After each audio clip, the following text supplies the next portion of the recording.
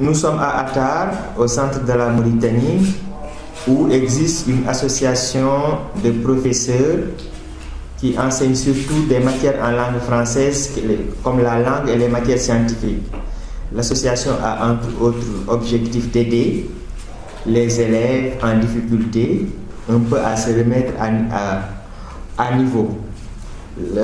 L'association aussi a toujours mis l'accent sur le problème du manque de matériel que certains élèves rencontrent. C'est ce qui fait qu'avec le don qui nous est fait, l'association se réjouit quand même de pouvoir essayer un peu de pouvoir combler un peu le gap de matériel, et nous remercions les donateurs pour ça.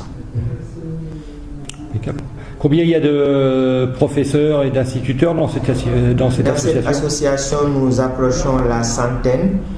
Il y a non seulement des instituteurs, mais des professeurs de langue française, surtout de matières scientifiques, parce qu'en Mauritanie, depuis la réforme, les matières scientifiques s'enseignent. On utilise la langue française comme langue d'enseignement pour enseigner les maths, les sciences naturelles et les sciences physiques. Alors dans ce qu'on m'avait expliqué, c'est que c'était important aussi le français, puisque les Mauritaniens qui sont susceptibles de partir faire des études supérieures, mettons en France, ils doivent maîtriser un français quand même correct. J'en sais d'autant plus quelque chose que je travaille dans une alliance française, et qu'en Mauritanie, les diplômes de B2, niveau français B2, qui sont exigés pour accéder aux universités françaises, sont les diplômes les plus courus.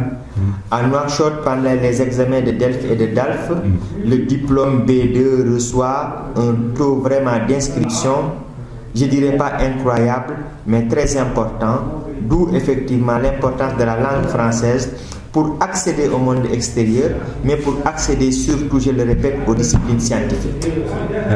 Et quelques mots sur le bac professionnel. Le bac professionnel se fait effectivement ici, on a un lycée technique. Il y a des spécialités qui se font, comme par exemple l'agriculture, la maçonnerie, la soudure. C'est hélas un secteur qui est en plein balbutiement, qui n'a pas encore atteint sa vitesse de croisière, quand bien même nous avons un lycée de formation technique et professionnelle ici à Attar. Bien. Merci. C'est comment votre nom? Je m'appelle Yankoba Yakité. Je suis instituteur dans la vie. Je suis un instituteur. Merci Yakité.